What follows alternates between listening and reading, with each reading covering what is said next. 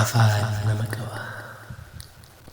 Hancufni haphee ta'ee hidhii walitti gogsee kan durdaadee mul'atu amma qarriffaa dhoksee hoomni qonqoof arrabni inni burqaa hancufaa dukkana keessatu afaan waan ooluuf cufa. Bakka ka'an hin teessu dubbiin ni jijjiiramti, kanaaf of mi'eessuuf arrabnis micciiramti. Arrabni wal keessaa yaatee hidhamtee kiyyoo taati, fu'amtees finyoo taatee miidhamtees biyyoon nyaatti.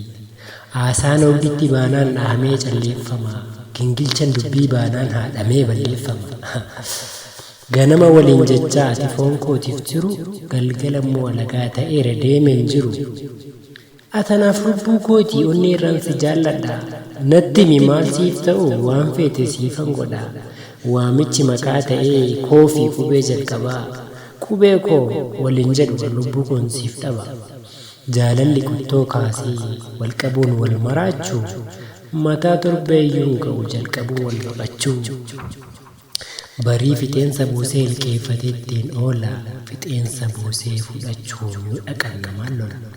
Humtuu daakee nan erguuf akka hin ilkaan mide, utuma garaan beekuu afaanis dubbii dide. Kallattiin namaan galu tabbasaaf irraan gadee, mataaf miila siin qabu teepha yaasaa wal badee.